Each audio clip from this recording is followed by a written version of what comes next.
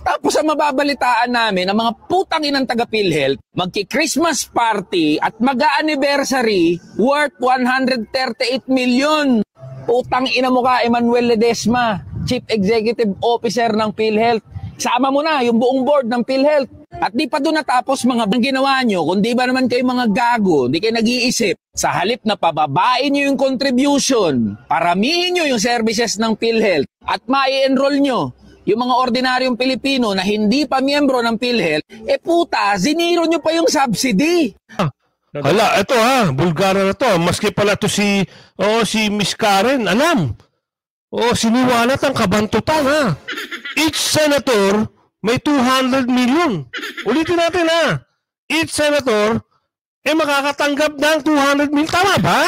Correct niyo ako kung mali It's so easy to give away 20 and keep the 100. Or my question, if we do the math, each senator will get 200 million for AKAP. What will the senators do with it? Who will they give it to? Yes.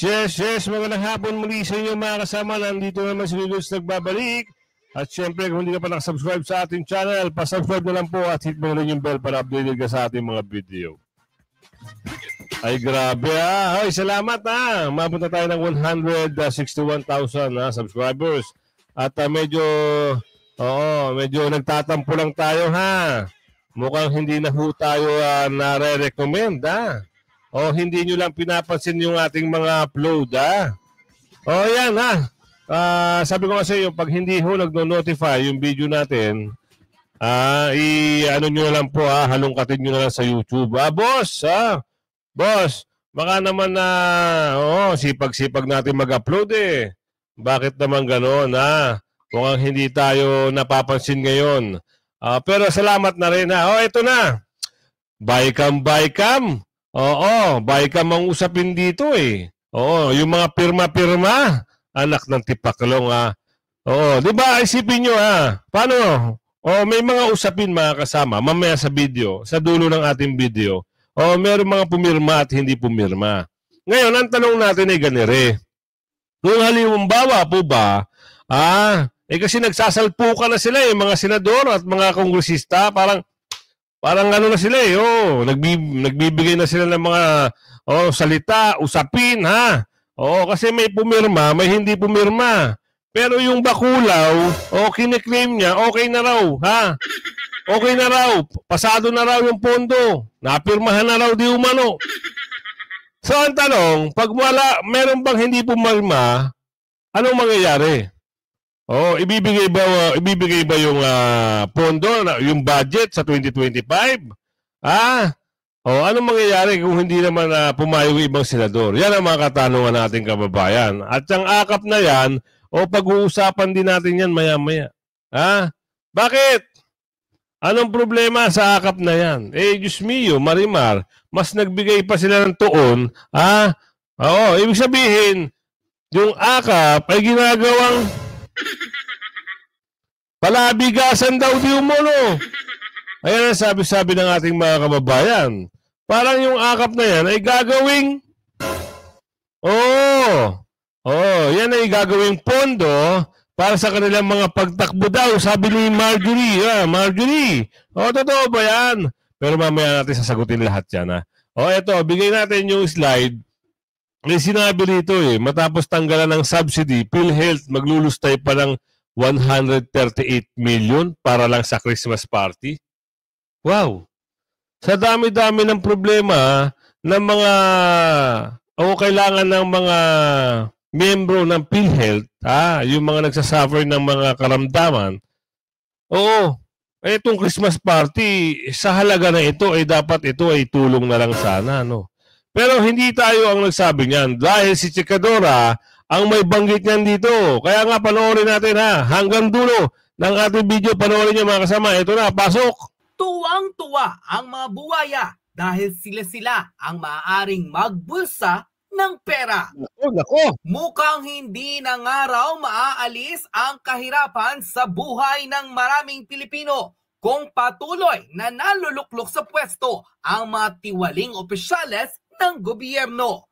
matapos pirmahan ng BICAM ang di umano'y dagdag ayuda na nagkakahalaga ng 26 billion pesos at tinanggalan naman ng subsidy ang Philippine Health Insurance Agency na mas mahalagang tunay kaysa sa AKAP. Tama. Ilan sa mga Pilipino nagimbal sa panibagong revelasyon kung saan ang PhilHealth Agency gagastos ng 138 million pesos para sa kanilang year-end, anniversary at Christmas party.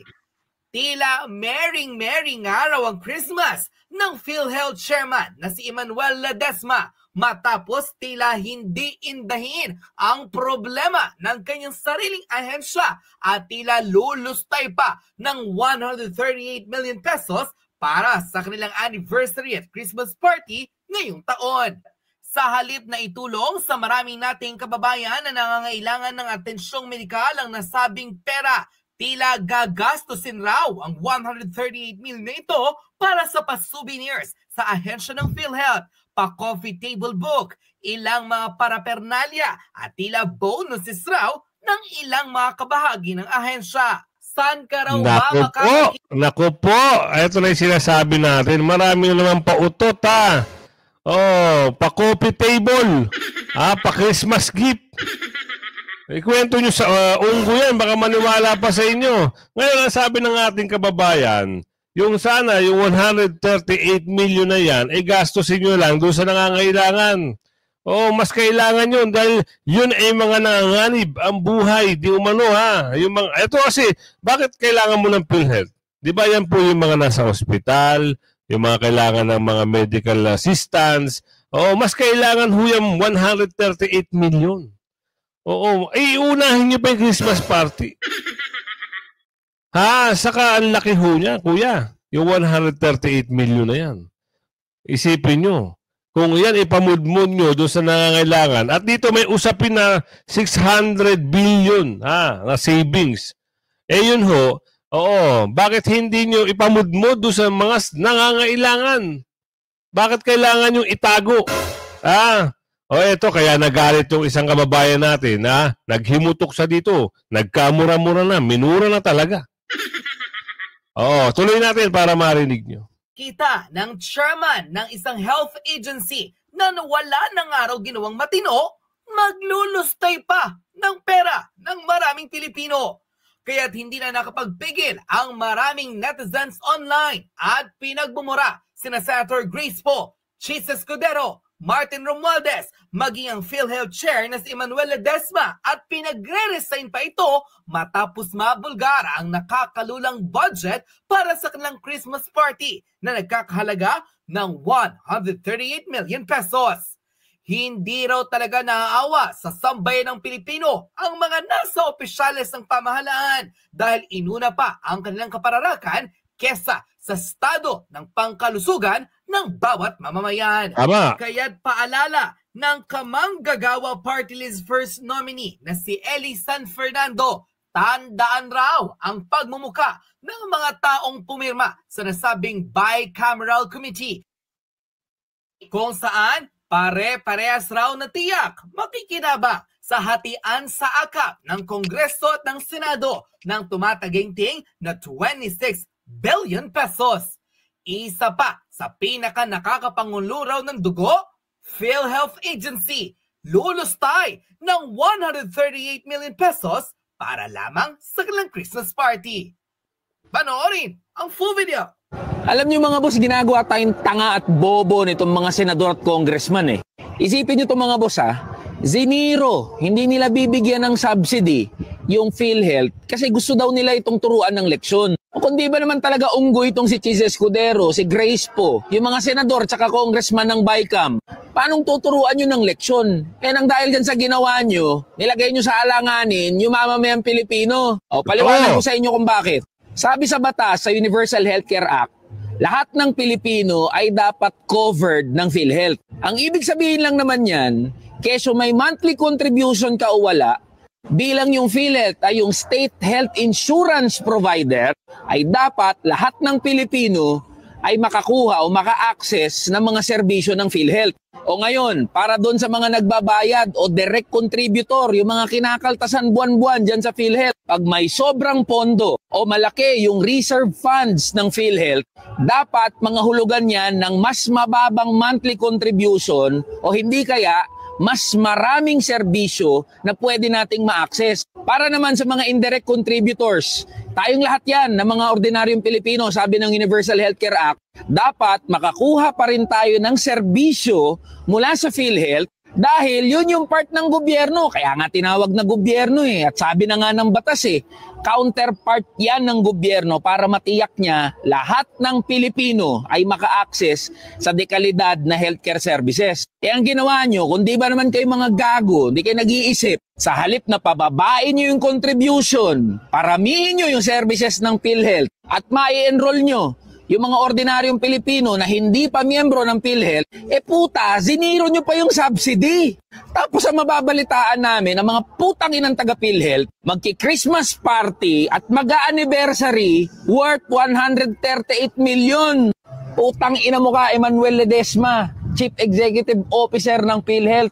Sama mo na yung buong board ng PhilHealth. At di pa doon natapos mga boss, ito mga putang ina mga congressman tsaka mga senador na nasa bicameral conference committee. Akala ko ba kailangan magtipid? Putang ina nyo, bakit nyo binalik yung 26 billion para sa AKAP program?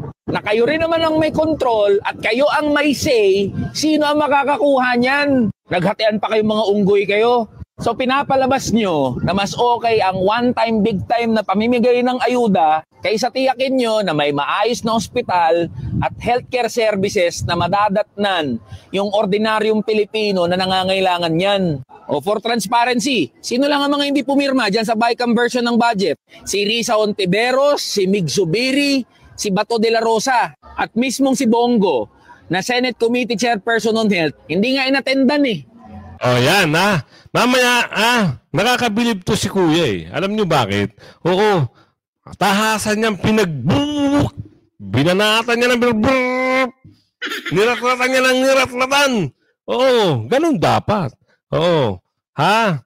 Tsaka, siyempre, ang ganda ng pagkapaliwanag niya, mga kasama. Buong Pilipino, dapat pala, covered ng PhilHealth. Mapamiyembro ka, hindi ka miyembro. Nasa Universal Health Act yan. Oh, tahasang panluloko na yung ginagawa pala sa atin itong mga ito. Hindi sinasabi ng mga ito na pati pala hindi member o walang contribution ay kailangan, di ba isipin nyo at tayo kasi yung alam natin, pag hindi ka member, wala ka. Di ba? Kasama ka pala, sabi ni Kuya, according to Kuya. Di ba? Kasali ka pala, according to the, saligang batas. Yan ang mga nalalaman natin. Pero tama lang yung ginawa mo, Kuya. Pinagdaratlat mo, parang ganun. Woo! Salamat. Bakit natin nasabi na BICAM, sino hindi pumirma? Ngayon, papakita ko sa inyo kung sino yung mga, nagalit. Yung mga hindi pumirma, nagalit dito eh. Mas okay pa ito, masasabihin ko lang, pero hindi ko siya kinakampihan. Ngayon, mas maging parang okay siya sa akin. Kahit saan mo tignan ang anggulo, no? O kahit na bumabati ko siya sa mga Duterte, pero dito sa sitwasyon na ito, hindi siya pumirma. Bakit? Yan ang tanong, Yan ang tanong. Kasi merong babae na banggit dito eh, di ba? Si Babaita na banggit, hindi pumirma. Good for her, Para din sa mga tao yun, hindi siya pumirma para sa tao yun. So eto na. Bakit nagsalita dito si Senador Coco Pimentel, at sinabi, na ganito, ganun. Bakit ganun? Bakit nila inapprove yung akap-akap na yan? Mas pinili pa nila yung akap kaysa makatulong. Pasok mo, Senador Coco, pasok. Yeah. And the level of discretion with AKAP. So I've done a bit of research. The recipients of AKAP, for example, you have some cities na pinaparaffle ang AKAP nila. Ang binibigay 3,000 to 5,000. Yung ibang cities naman, humingi ng voters ID para sa AKAP nila. So yung ibang cities, nagbibigay first tranche 5. Naku po, eto na Bulgara na po ito parang mayroong nabubunyag dito, ginagamit yung AKAP. Kagaya ng nabanggit natin nung nakaraan, yung mga nagko-comment sa atin. Isipin nyo, kinukuha lang yung pangalan at pirma, sorry, wala na, nakuha na yung pirma eh. Wala na yung perang kapalit. Ganun ho yung mga nagko-comment dito. Karamihan sa Mindanao ang nangyayari. Pinapangako, sige, pirma ka dyan. Pangalan mo pirma. Mamayang hapon, may pera ka na. Paglipas ng hapon, wala daw ho natatanggap. Meron naman pangilan-ilan, ang usapan daw, 10,000, di umano. Ang natatanggap, 1,000, ba? Ang laki ng kickback ng organizer, Yan ang mga sabi-sabi ng mga nagko-comment sa atin. Tuloy natin, Senador. Other tranche 5. The problem with AKAP is how can we tell that if you divide it equally, if it's 80 million for a congressman, or 100 million, or 120 if it's a congressman in the majority, that all of it went to constituents. It's so easy to give away 20 and keep the 100. Or my question, if we do the math, each senator will get 200 million for AKAP. Hala! What will the senators do with it? Who will they give it to? Hala, ito Bulgara na to. Maski pala to si Miss Karen, alam. Siniwalat ang kabantutan, Each senator may 200 million. Ulitin natin, Each senator makakatanggap ng 200 million. Tama ba? Correct niyo ako kung mali, Constituents. It's so easy to give away 20 and keep the 100. Or my question, if we do the math, each senator will get 200 million for AKAP. What will the senators do with it? Who will they give it to? Now that's why I'm really against the program kasi number one, it's not justified. The concept is not that clear. The mechanics are not yet well thought out or well established. Unlike the 4-piece, luma na programa, klarong-klaro sa poorest of the poor, siniseminar sila, meron silang may conditionality, may condition eh. They have to do some positive acts before they can receive benefits. So ganun po yun kasi kung yung AKAP ay parang bigay talaga ng cash, meron ng counterpart yan eh. Yan yung tinatawag na AIX. And the justification sa AIX is that the individual, although employed, although not really the poorest of the poor, I am in trouble now because I have a crisis. I am encountering a crisis in my life. Tinamaan ako ng sakit, tinamaan ng sakit yung aking member of the family. So, yun na yun. Is you have a legislator giving away the cash. For me, that's additional. That's an additional problem. Yes. And then if the elections coming up, it's max of vote buying. Bawal yan. Bawal yan. Kahit sa AIX bawal yan. Kahit sa 4-piece bawal yan. Kailangan it should be the government, the state. It is the state through the government agency which is giving the help to the people. Bawal po yung ipadaan sa kamay ng politiko para yun ang maalala ng taong bayan. Bawal po yan. Pero in the first place... Ganun ang AKAP, Sen, Yes. Pero kahit ito nga, Karen, kahit hindi ganun ang AKAP, mali pa rin si AKAP. Kasi kahit hindi siya ganun, kasi nga, kahit ipadaan mo sa DSWD yan, meron na nga 2 programs ang DSWD. For the poorest of the poor, 4-piece tayo. Okay. Doon sa mga nahihirapan ngayon sa buhay kasi tinamaan ng krisis, tinamaan ka ng problema, pwede kang tumakbo sa DSWD under the AIX.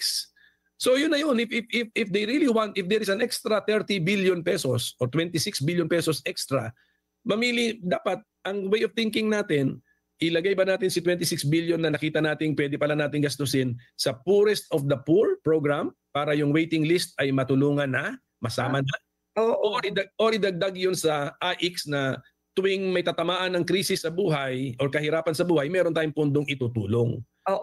In both programs, hindi politiko ang magbibigay. So these are more established programs, tested na, safer pa. Senador, bakit yung nababalitaan ng ating kababayan, parang gano'n na tayo sistema? Natatandaan daw nila, merong pinuntahan dyan sa parting Davao at saka Batangas.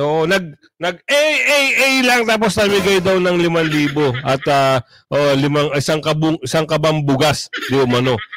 Totoo ba ito? Meron bang katotohanan nito? Kasi yun ang napapanood nila sa social media eh. Senador. At saka ang katanungan pa dito, bakit yung iba sa BICAM, halimbawa kayo, hindi kayo pumirma, makukuha ba nila yung pondo? O pipirmahan ba yun ng kung sino nakaupo ngayon? Yan na po ang mga katanungan namin, Senador. Oo, kung hindi naman, bakit hindi na lang nila pag-igihin at ibalik yung pondo ng PhilHealth na kung ang PhilHealth naman talaga ay nakakatulong. Pero since nga merong problema din yung pamunuan ng PhilHealth, ang mga senador dapat ay gumawa ng isang tawag nito sistema o batas na panagutin itong namumuno. Kasi bakit nag-ipon ng 600 billion? Tapos yung mga utang sa mga ospital di umano ay hindi nababayaran. Ng PhilHealth daw di umano. Hay! Anong gagawin doon sa 600 billion? Pagdating ba ng malapit matapos ang termino daw, sabi ni Jemmy Arascas, baka daw ubusin lahat yung 600 billion na yan at mawala na sa listahan. Ay, pepede. Pepede raw. Ayun ang sabi niya rito. Tuloy natin. Okay. Now, do you think the president should veto AKAP? Yes. He should veto AKAP. Di nakasave tayo kaagad ng 26. 31 billion. I think 26 plus 5 of the Senate. 31 No, what I understand is 26 kasi 21 plus 5 yun. So we will just check that. 26 Congress, 5 billion Senate, 30 total. So you see, kita mo kahit yung AKAP hindi well explained to us kasi number one, against kami dyan, and even if offered, tatanggihan po namin yan. And the best na rin ata ipakita na ng presidente na he also believes in a well planned or well targeted assistance programs. Number one, poorest of the poor and those who are hit by temporary crisis in life. Ito naman, Senador. Kung halimbawa po, ayaw nyo, hindi kayo pumirma. Majority kasi pumirma eh. So hindi kayo pumirma. Ano mangyayari? Posible bang pirmahan pa rin ang Pangulo? Kung sino nakaupo ngayon at matuloy ang AKAP na yan? Kasi yun yung kiniklaim nung Bakulaw eh. Okay na raw. Pinagmamalaki yan. Hindi umano tumawag pa kay Negro. Negro! Okay na Yung budget natin na 350 kasi napirmahan na. Anak ng tipaklong. Wala pa yung pondo. Napirmahan na. Ngayon, ang system, baka nga mapirmahan. Senador, hindi kaya kasi magkadugo yan eh. No? Pero dito, may binabanggit dito, mga kasama. Bakit nagpapaliwanag dito? Gusto nyo, pakita ko muna sa inyo yung kung sino yung mga nagsisipirma. Pakita ko muna sa inyo kung sino yung mga nagpipirma dito sa ano na ito. Eto, lalakihan natin eto yung mga nagsipirma. Lakihan natin. Para mas maganda, malinawanan tayo lahat. So, ayan yung mga nagsipirma. Uy. Ayun. Eto na yung mga nagsipirma. Mas marami yung nakapirma eh. Unang pumirma, si Grace po, si Villar, Cynthia, si Gatchalian, Saldico, si Gonzales Jr., Aurelio Gonzales, si JJ Suarez, si Manuel Jose, Manwix Dalipe, si Jude Asidre, Neptali Gonzales II. Yan po yung mga pumirma. Dito naman, si Senador Bato hindi pumirma, si Senador Kipiya Cayetano hindi pumirma, Senador Bongo hindi pumirma, Senador Loren Legarda hindi pumirma. Dito sa page na to, 4 lang ang hindi pumirma. Punta naman tayo dito. Dito sa page na to, hindi pumirma, Senador Rita Ontiveros, Amy Marcos, si Joel Villanueva, Juan Miguel Subiri, Mike Villar, hindi pumirma. Aquilino Pimentel III, hindi pumirma. At Michael John Duavit, hindi pumirma. So, ang mga pumirma dito, si Joseph Victor, naku, si Ejercito, pumirma. Oo, sa Baicam. Si Tolentino, pumirma. Si Jinggoy, pumirma rin. Si Escudero, pumirma. Si Jose Juboy Aquino II, pumirma.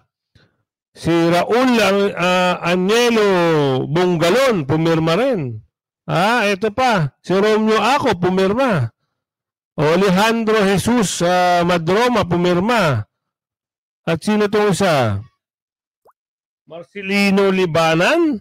Hindi ako pamilyar eh. Yan po yung mga nagsipirma. Ang hindi pumirma, si Miss Amy Marcos, yan po yung mga hindi nagsipirma. Ngayon, ang siste rito, mga kasama, ang siste, Diyos mio, Marimar, Hay, nako. Karudi, ano nangyari? Paaprubahan pa kaya yan, ha? Aaprubahan kaya yan ng kung sino kaupo ngayon kahit yung ibang ibang senador ay hindi pumirma at yung ibang representative ay hindi rin pumirma. Kaya naman, merong sagot dito, si Miss Amy, nanawagan kay sa kapatid niya na huwag pirmahan ang 2025 national budget.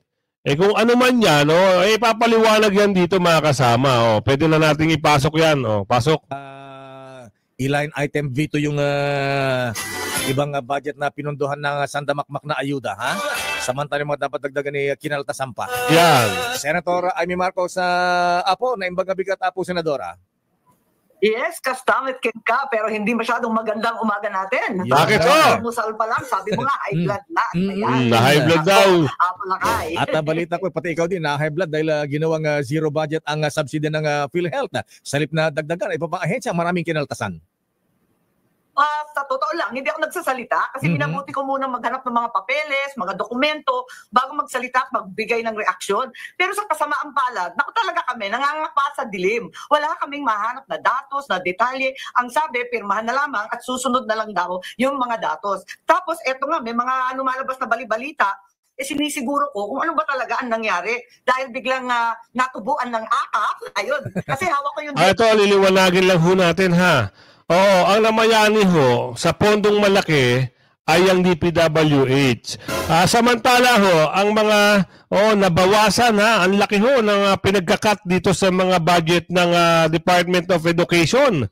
12 billion po ang nawala, ang nakat. Samantalang ang CHED losses 30 billion. Isipin nyo, ha. Sa pre-college support losses 3 billion. Sa DSWD losses 96 billion. Sa PhilHealth losses, 74.4 billion. Yan po yung mga nakat sa pondo. Yun yung mga yun yung mga bagay-bagay na dapat i-prioridad. Dapat hindi nyo kinat, bagkus dagdagan nyo pa kasi yung edukasyon, huling-huli na ho tayo sa edukasyon. Di ba? Sabi pa nga dito, sino ba magbebenepisyo nito? Nako po, ayan na si AKAP. Kaya nga ito, Senador Amy, paliwanag mo sa taong bayan, ha? At sana naman, ibigyan nyo ng boses. Para naman, hindi maaprubahan, yung AKAP na yan. Marami hong Pilipino, ang nagagalit. Bakit daw inuna si AKAP? Yung sabi kanina, baka daw paghati-hatian ng yung mga nagsipirma. Sabi doon, di umano, tuloy. SWD budget. Sabi ko, nung binigay yung budget ng Pangulo, asan ba yung AKAP? Sabi nila, hindi na priority yun, wala na yun. Sabi ko, okay. Pagdating naman ng budget ng Congress, tinatanong ko rin, asan na si AKAP? Naging halik na ba? Abay, wala pa rin daw. Hindi naman daw importante yon, tinanggal na. Sabi ko, maganda yan. Kasi nalalabuan ako sa AKAP, sabi ko, ano kaya, gawin na natin katulad ng AIX, at least maliwanag yon. Kapag namatayan, may burial assistance, pag may nagkasakit, yung chemo, dialysis, maliwanag. Pero yung AKAP nalalabuan kasi ako. Manang Amy. Abay, nung Apo. nag-FICAM, may kasunduan na daw ang Senate at ang Congress. Sabi ko, anong kasunduan yan? Ano yan? Bakit may AKAP bigla? Akala ko wala na yan. Kaya nagugulanta kami lahat. Talagang sabi ko, maganda naman tumulong sa tao, pero wag naman ganyang kalabo na ang alituntunin ng AKAP yung tinamaan ng inflasyon, yung kulang sa kita. Nako, Manong Deo, ano ba yan? Kaya nga ayan na. Pero bago na yung talakay niya na marami nagulo, ano ba yung AKAP tsaka AIX? Paki-explica po yung AKAP, di ba ito yung ayuda sa mga kulang ang kita? Ito mga kasama ha, para lang sa kaliwanagan ha, kahit tayo ay nagtatanong, ano ho ba ang pagkakaiba ng AKAP sa AIX? Imagine nyo, may AKAP, may AIX, tapos pagdating sabi dito, kapos sa kita, ayan yung AKAP. Samantalang, doon sa Mindanao, may issue, normal lang ang kinailangan. Walang perang lumabas. Ayun ang sabi ni Aling Geraldine. Naku po, nagkakalokohan na daw ba? Yan ang sabi rito tuloy natin para maliwanagan nating kababayan kung ano yung AKAP. Ang kita Manang Senator Amy. Yes, yun ang pagkaintindi ko. Yung ayos maliwanag ng konti, kahit paano, yun ang ginamit nung pandemic. Kasi talagang gusto ni Presidente Duterte makatulong sa mahihirap. Talagang ako yung pasimuno, bigyan na ng cash yan. Talaga naman i-expand na natin yung burial assistance, medical assistance, yung nawalan ng trabaho nung pandemic, yung mga hindi makapag-aral ng mga kabataan, yung mga mangingisda, go. Ayan, maliwanag yun. Yung mga hard-hit sector. Pagdating ng AKAP, nagulat talaga ako last year. Kasi sabi ko, ano yan? Pareho lang daw ng AIX. Ganon, sure ka. Bakit walang mga guidelines? Ang alituntunin daw, maliwanag. Lahat ng near poor. Anong meaning ng near poor? Teka na. Lahat ng tao nagsasabing near poor sila. Hindi. Yung minimum wage. Bakit minimum wage? Yung poorest of the poor, na wala ng minimum wage, na wala ng trabaho, hindi natin nabibigyan. Yung nakahilatang mga lola, yung mga PWD, solo parents, hindi natin nabibigyan. Bakit yun uunahin? Ang masama pa, eto pa yung dumating, marami pa nagsasabi, hindi daw sila nakakatanggap kasi hindi daw sila malakas. Ayun. Yan yung mga komento ng ating kababayan. Natumbok nyo. Ate Amy, natumbok nyo. Bakit hindi nyo rin tumbukin yung piso nyo? Bakit hindi nyo sabihan harapin nyo? Sabihin nyo, garapala na di umano ang ginagawa sa taong bayan. Di ba mga kasama? Pwede nyo naman tumbukin, Ate Amy. Nasa inyo naman yun. Para naman mapakita nyo rin sa ating kababayan na kayo ay hindi sang-ayon sa AKAP. Salamat na rin at hindi pumirma si Ate Amy dun sa BICAM dun sa mga pinapirma na yan. Yung inaasahan nga natin na kakampi. Meron isa ron. Isa, dalawa. Mamaya titignan ko yung inaasahan natin na kakampi, palagay ko hindi natin kakampi yun. Parang play safe din yun. Huwag kayong aasa na ron sa bagay, sa susunod na 2028, 2025 sila ngayon, di ba? Sila mga re-electionist. Yun namang isang kakampi natin. Sa 2028 naman yun. Dalawa yun, Parang dalawa yun. Wag na natin. Ayoko na, hindi ko nabati yun. Yung dalawa na yun. Tuloy. Sa mayor, sa congress, napakalaga naman. Anyway, ang nangyari, eto nga, nangangapa kami sa dilim. Ang balita ko pa, yung 4-piece na nakatakda talaga sa batas, kinaltasan ng 50 billion. Nako. Ang malilintigan niyan yung 4.4 million nga families na talagang poorest of the poor. At 50 billion ang tinanggal halos sa kalahati. Nangalahati na lang yung 4-piece, nasa batas yan. Yung PhilHealth, nasa batas din. Siniro, yung education, tanggal rin. Hindi ko pa sure kung 10 billion ba yun, 12, 15, iba-ibang sinasabi. 12 billion sa DepEd. Kaya ako, nananawagan na lang ako sa aking kapatid. Kung mahina ang aking boses na mag-isa, ngayon nawa marinig na ng palasyo pagsusumamo ng ating taong bayan. Ilang beses sinabi ni Presidente Bongbong, yung flood control, ang balita wala na rin sa public works, ang balita yung 4Ps hindi na pangangalagaan, ganun din yung PhilHealth 0 na, sana talaga naman kulitin niya, line by line yan, pwede naman line by line, siya na lang ang tanging pag-asa at huling hantungan ng taong bayan nangangailangan. Pero pagka ang sabi na aking bubit sa DBM, Senator Amy, pagka daw niline item veto ang isang budget, isang departamento, mabubura daw yan, mawawala. Hindi pa pwede ilipat yan? Ay, pwede naman siguro yan ibalik kasi talagang hindi pa naman na napipirma. Pwedeng ibalik sa BICAM yan kung sakasakali sabihin ng Pangulo. Ang importante dyan, talagang suriin ng maigi. Kasi ilang beses na niya yan sinasabi sa SONA, parang talaga naman inalipusta yung pinagsasabi niya. Linapastangan yung budget, pambihira. Hanggang ngayon, wala pa nga kaming detalye. Paano kami pipirma niyan? Kaya hindi ako pumirma, hindi nga ako mapir kasi mamaya magkapilitan Okay, editor niya. Isa pa na pinanggugulatan ko, may nagsasabi na may kasunduan na daw, may arrangement na daw yung Congress at yung Senado. Anong areglo yan? Nakakabahan ako sa ganyan. Dahil alam naman natin na Deo, na yung pakikialam ng mga mambabatas sa budget ay labag sa batas. Sinabi na ng Korte Suprema yan. Naku, kulong ang aabutin natin yan. Nako. Yan pala meron pala nga Korte Suprema. Oo, alam pala ng Korte Suprema, pag itong mga kongresista ay nakialam, bakit hindi pa makulong si Baculaw? Kasi siya nagmamando Di ba mga kasama? Si Baculaw nagmamando. At saka yung isang taga-Bicol. Oo, sana sa 2028, pagkaupo ni BP Sara, sila naman ang pag-imbestigahan. Kaso may jet baka bigla mag-flight di ba mga kasama? Tuloy, Ate Amy. Mamaya may papakita pa ako sa inyo yung slide. Naku, may mga palusot naman ng Amy. Dami-dami mga pangalan pero same different names pero same pork barrel pa labas. Dahil sabi yung pinapa. Ayan, animal. Nakakatakot. Tapos election year pa. Ano ba yan? Kayo sa Senado binigyan daw ng 5 million na para sa AKAP at ang Congress 26 billion lang naman na Senator Amy. Oy, nako, talaga naman hindi ko alam. Yan daw ang sinasabi. Kaya ako'y kinakabahan. Sabi ko, akala ko wala na yung AKAP na yan. Ayos lang. Pero sana bigyan ng maayos na alituntunin. Pero yung sinasabi na may areglo, yung dalawang kongreso, yung Senate and Congress, kinakatakutan ko yan kasi talagang labag sa batas at sa konsensya ng tao. At election year, pinagdududahan tayong lahat. Naku, talagang mapapahamak tayo ng todo-todo niyan. Ito na lang po, Ate Amy, kung halimbawa po talaga na hindi sumang-ayon o hindi kayo pumirma, paano kung pirmahan ng inyong kapatid? Paano ho yan? Kung sino nakaupo ngayon, baka pirmahan niya, sigurado, lumalabas sa paningin ng tao, talagang, di ba? May mga ganung bagay. Wala na. Hindi na kayo makakatago. Ibig sabihin, hindi na kayo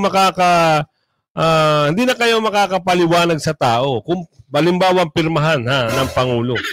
Kawawa yung taong bayan talaga, lalo naman sila magagalit. Di ba? Sobrang nakakagalit yung mga balita na ganyan. 'Di ba? Ang dami hong pumirma, senador. Kaya nga kinakatakot nyo, 'di ba? Sabi nyo, meron na silang usapan yung Senado at saka Kongreso.